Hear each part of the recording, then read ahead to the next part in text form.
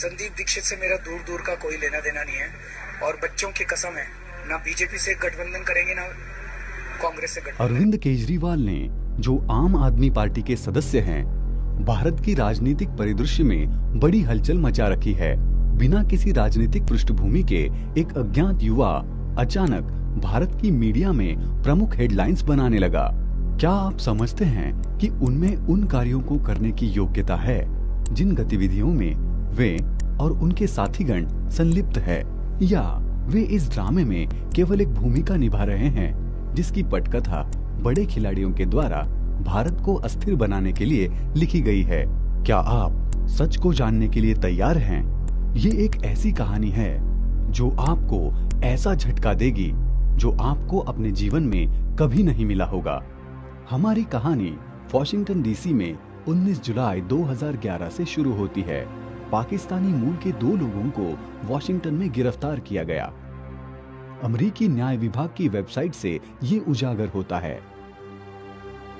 Ghulam Nabi phi. New York times ने report किया था कि गुलाम नबी फाई पाकिस्तानी जासूसी एजेंसी इंटर सर्विसेज इंटेलिजेंस या ISI का एक एजेंट था।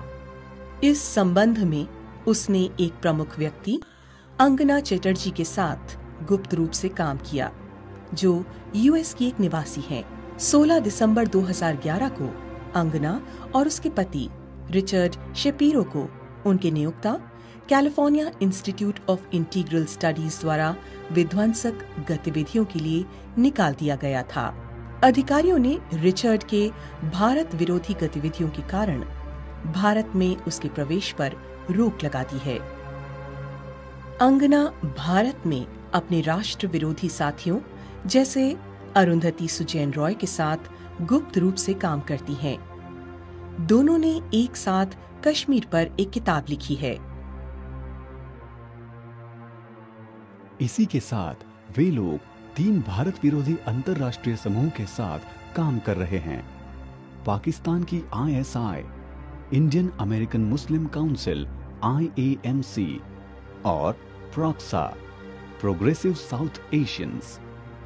प्रॉक्सा एक छतरी समूह है जिसमें 300 से ज्यादा अल्ट्रा कम्युनिस्ट कार्यकर्ता और 20 से ज्यादा संगठन अलग अलग नाम से पूरे विश्व में कार्यरत है।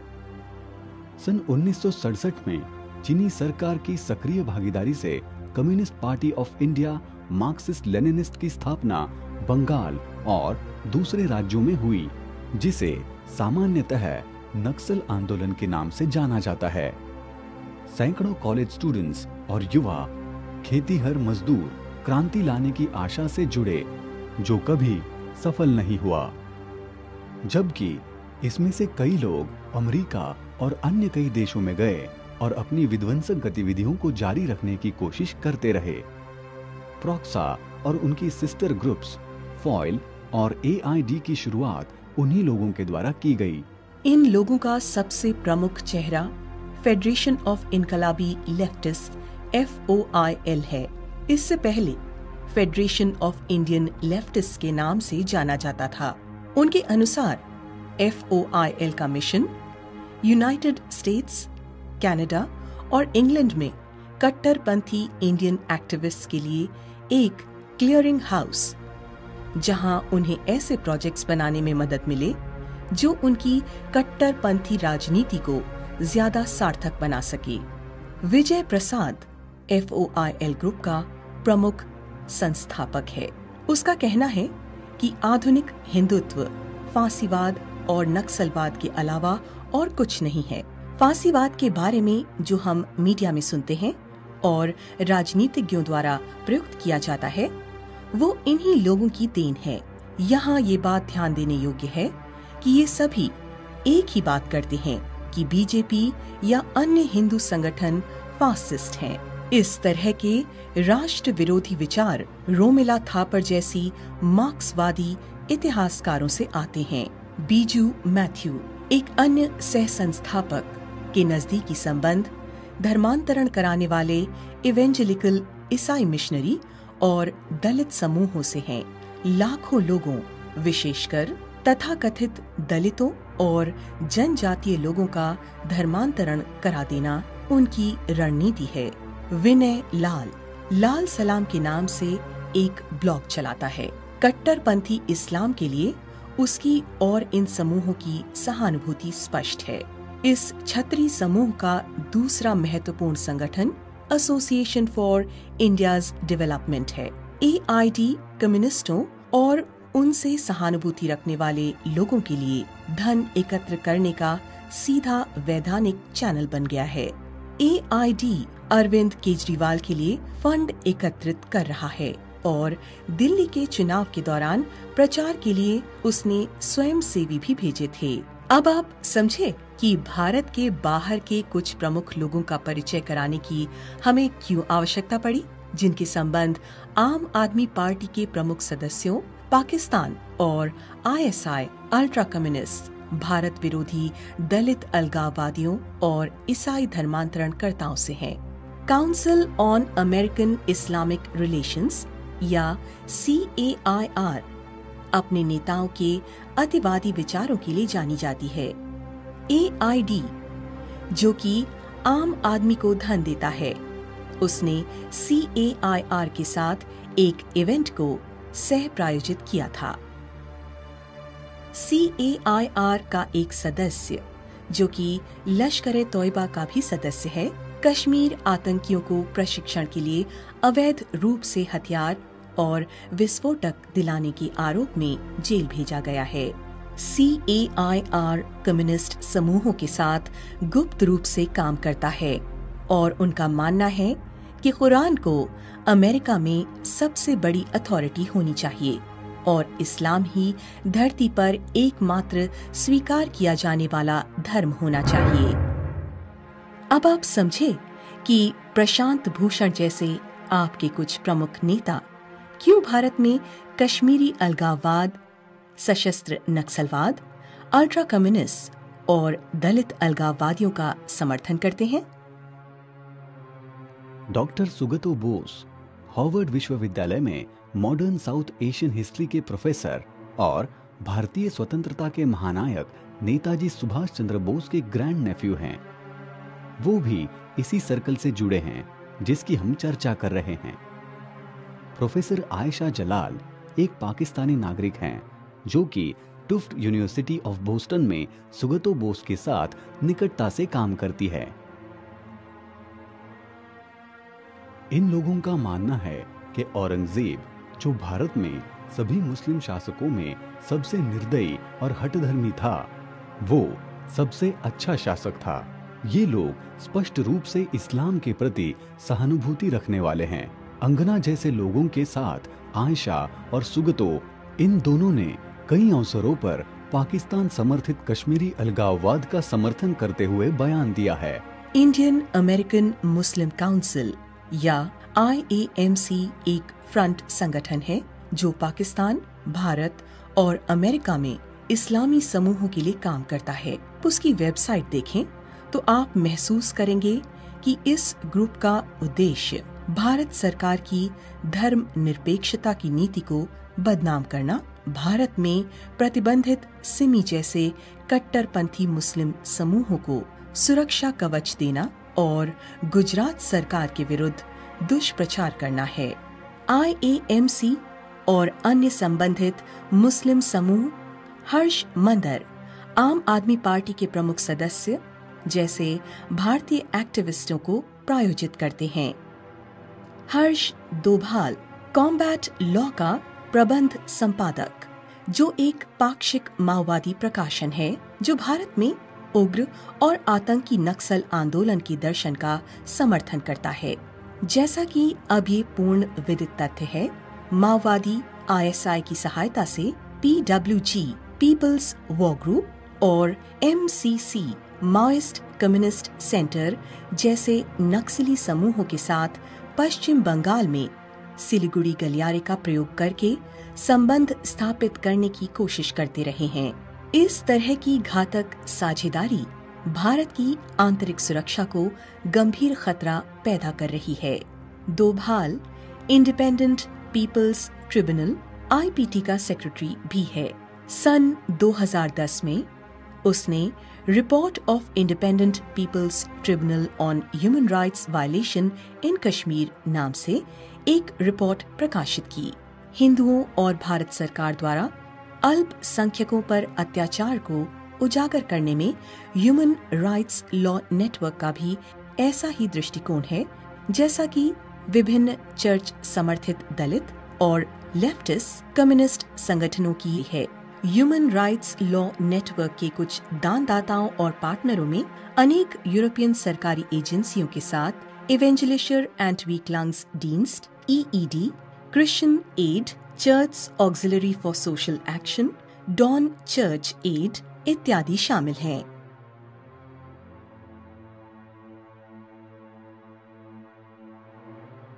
IAMC नियमित रूप से Biju Mathew, Raju Rajagopal, federation of Indian American Christian group के जॉन प्रभुदॉस, लीस मैकीन और अन्यों को आमंत्रित करता रहता है।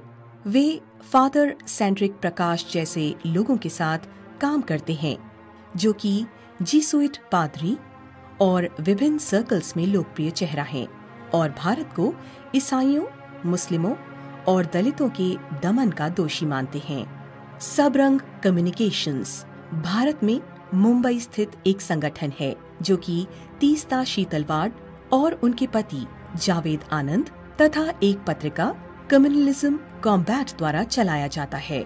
सन 1999 में शीतलवाड़ के कम्युनलिज्म कॉम्बैट ने कांग्रेस, CPI, CPM जैसे राजनीतिक दलों और लगभग 10 प्रमुख व्यक्तियों से बीजेपी विरोधी बड़े अभियानों को चलाने तथा उनको महिला विरोधी हिंदू अतिवादी के रूप में प्रचारित करने के लिए $1.5 करोड़ लिया। हाल ही में उन्होंने संगठन के फंड को अपने व्यक्तिगत उपयोग करने की बात स्वीकार की है। अब पता करते हैं कि किस तरह पुरस्कार संस्कृति के द्वारा इस क्षत्रिय समूहों के सदस्य एक दूसरे को सम्मानित करते हैं और अपना काम करते हैं। International award for religious harmony सन 2000 में international council of evangelical churches द्वारा ऑस्ट्रेलियन मिशनरी ग्राहम स्टेन्स की याद में शुरू किया गया। ये अवार्ड जॉन दयाल को दिया गया जो एक क्रिश्चियन अतिवादी है तथा नियमित रूप से हिंदुओं और हिंदुत्व को दानव के रूप में पेश करता है। वो all India Christian council AICC का जनरल सेक्रेटरी भी है जो कि कुख्यात दलित फ्रीडम नेटवर्क जैसे राष्ट्र विरोधी संगठन के साथ काम करता है। सन 2003 में शीतलवाड़ ने एडमिरल L रामदास के साथ ये पुरस्कार प्राप्त किया था। अंगना चैटर्जी और बीजू मैथ्यू को courageously serving India and India's interest के लिए टीपू सुल्तान पुरस्कार दिया गया। Kaleem Khwaja Association of Indian Muslim of America AIM के विचारों का प्रमुख प्रवर्तक है जिसने मिली गजट में अपना कुख्यात लेख brother can you spare a tear for Taliban प्रकाशित किया और टीपू सुल्तान पुरस्कार प्राप्त किया। राजू राजगोपाल को promoting pluralism and communal harmony in India के लिए बहादुर शाह जफर पुरस्कार दिया गया। मैग्सेसे पुरस्कार अरुणा राय को ये पुरस्कार वर्ष 2000 में मिला। केजरीवाल को ये पुरस्कार 2006 में मिला। US central intelligence agency CIA का गोपनीय दस्तावेज CIA और रॉकफेलर फाउंडेशन, फोर्ड फाउंडेशन और मैग्सेसे अवार्ड के बीच संबंध दर्शाता है। यहाँ तक कि केजरीवाल को दिए गए प्रशस्ति पत्र में पहला संदर्भ CIA का दिया गया था। दस्तावेज स्पष्ट रूप से ये दर्शाता है कि किस तरह तथाकथित बुद्धिजीवी, प्रोफेसर और लक्षित देशों के विद्यार्थी पश्चिमी देशों द्वारा वित्त पोषित होते हैं। अरविंद केजरीवाल और आपके दूसरे एसोसिएट्स इन पश्चिमी स्रोतों से 2002 से धन प्राप्त कर रहे थे। परिवर्तन के बैनर तले केजरीवाल ने जन सुनवाई अभियान के लिए वर्ल्ड बैंक से धन प्राप्त किया, जबकि संगठन रजिस्टर्ड नहीं था। यद्यपि ये एक आपराधिक कृत्य था। अधिकारियों ने इसको दूसरी तरह से देखा या शासक वर्ग के साथ संबंध था। ये फंडिंग 2006 में केजरीवाल के त्यागपत्र देने, जो कि स्वीकार नहीं हुआ, की अवधि और फोर्ड फाउंडेशन फंडिंग और ग्रांट ऑफ मैग्सेसे अवार्ड में भी सम्मिलित था। वास्तव में केजरीवाल को मैग्सेसे पुरस्कार 2005 में वर्ल्ड बैंक रिपोर्ट में उनका नाम आने के कुछ दिनों बाद ही दिया गया।